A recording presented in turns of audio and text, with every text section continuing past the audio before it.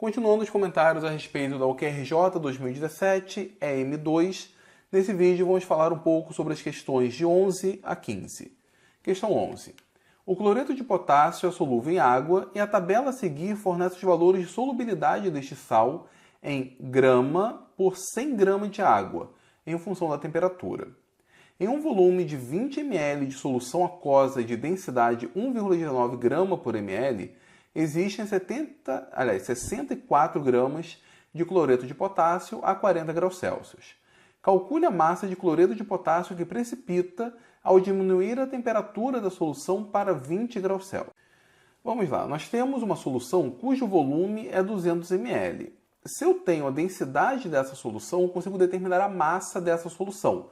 Porque qual é o meu objetivo? Eu preciso encontrar o número que esteja expresso em termos de 100 gramas de água. Então eu preciso primeiro determinar a massa da solução. A massa correspondente a 200 ml. Como a densidade é igual a massa sobre o volume, a massa da solução vai ser densidade vezes o volume, 238 gramas. Só que esses 238 gramas envolvem a massa do cloreto de potássio e a massa de água. Qual é a massa de água nesse caso? É simples, a massa total menos a massa do cloreto de potássio, que é dado no enunciado, 174 gramas. Então, a massa de água em 200 ml é 174 gramas. Isso a 40 graus Celsius. A massa não muda com a temperatura, porém, o coeficiente de solubilidade muda. Para 100 gramas de água a 40 graus Celsius, a gente consegue solubilizar 40 gramas de água. Em 20 graus Celsius, isso cai, vai para 34. E só para conferir, com 174 gramas de água, qual é a massa de cloreto de potássio que nós conseguiríamos solubilizar? Bom, nós temos aqui que para cada 100 gramas a 40 graus Celsius, nós solubilizamos 40 gramas de soluto de cloreto de potássio. Com 174, nós conseguimos solubilizar X é igual a 69,6 gramas. Nós temos 64 gramas, então esses 64 gramas a 40 graus Celsius estão completamente solubilizados. Mas em 20 graus Celsius? Bom, em 20 graus Celsius, 100 gramas solubilizam apenas 34. Se eu tenho 174 gramas, eu vou solubilizar Y gramas de soluto, no caso, 59,2 gramas. Então, com isso, a 20 graus Celsius, parte desses 64 gramas precipitam. Quanto? É só fazer a diferença. 64 menos 59,2, temos aqui 4,8 gramas de precipitado. A alternativa correta, portanto, é a alternativa B. Vamos para a questão 12. A compreensão da polaridade em interações intermoleculares permite fazer boas previsões sobre a solubilidade dos compostos orgânicos. Por exemplo, a propanona, a acetona, polar se dissolvem em água, enquanto que hidrocarbonetos normalmente se dissolvem em solventes apolares ou pouco polares, como o clorofórmio. Considerando compostos orgânicos com até 3 átomos de carbono, é esperado que os menos solúveis em água sejam aqueles pertencentes à função. Então nós temos haletos orgânicos, álcools, aminas, ácidos carboxílicos e cetona. No caso das cetonas, nós temos o oxigênio, que pode fazer ligação de hidrogênio com a água. O mesmo vale para os álcools, ácidos carboxílicos e aminas. Então, esses 4 casos, aliás, permitem com que sejam formadas ligações de hidrogênio com a água, o que faz com que, se a massa molar for relativamente pequena, a solubilidade é expressiva, é considerável. Agora, um haleto orgânico que apresenta aqui um X, esse X podendo ser cloro, bromo e iodo, se for o flúor, a princípio a solubilidade seria mais acentuada. Mas cloro, bromo e iodo, a solubilidade não é tão grande assim. Então, os menos solúveis, não que não sejam solúveis, seriam aqueles pertencentes à classe dos haletos orgânicos. Portanto, a alternativa A é a alternativa correta.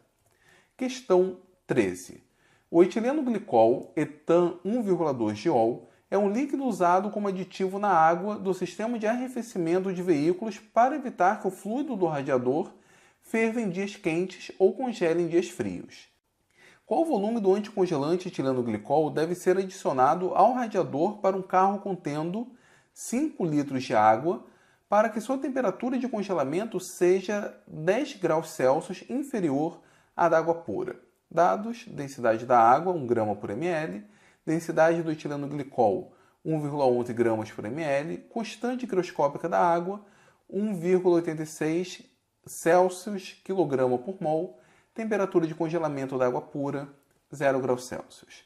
Isso aqui é um problema que envolve propriedades coligativas, mais especificamente o chamado abaixamento crioscópico. Para isso, nós vamos utilizar essa expressão aqui, ΔT, a variação na temperatura pelo abaixamento crioscópico é igual a constante crioscópica vezes W. Esse W está sendo utilizado para representar a concentração dessa solução em unidades de molaridade, ou seja, número de mols de soluto dividido por massa de solvente. Essa massa é geralmente expressa em quilogramas. Vamos substituir o que nós temos. O ΔT é igual a 10. Eu quero uma variação de 10 graus Celsius. Tenho que converter para Kelvin? Não, não precisa, porque primeiro uma diferença e segundo, a unidade aqui do K é em graus Celsius também. Então, não tem problema nenhum. Substituímos a constante 1,86, fazemos a conta de W. Nesse caso, W dá 5,38 mol por quilograma de solvente.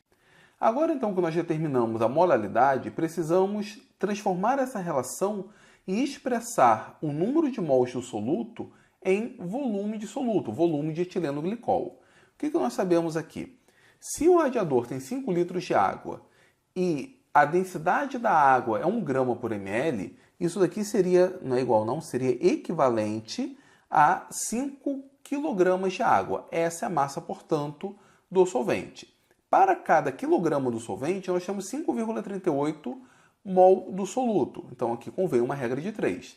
1 kg de água, 5,38 mol. 5 kg de água, nós temos 26,9 mols de etileno glicol.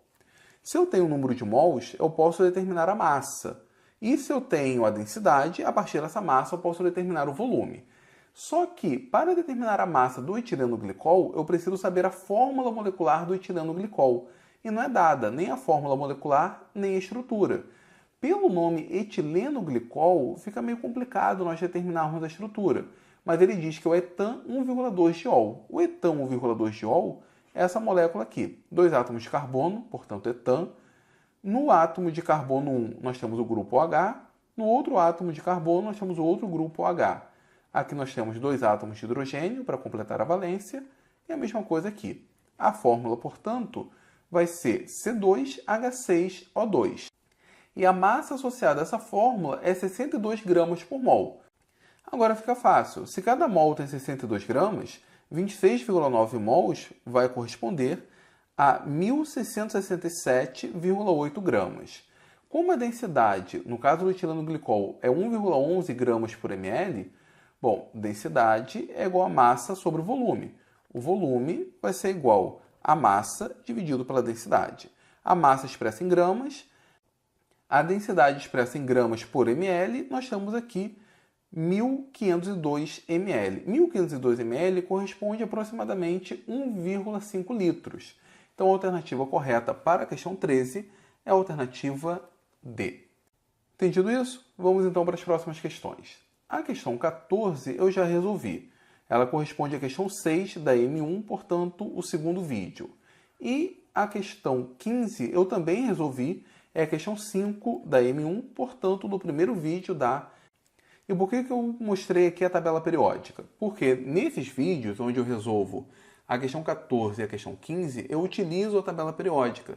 Sendo que a tabela periódica utilizada nessa prova, ela está com erro de edição.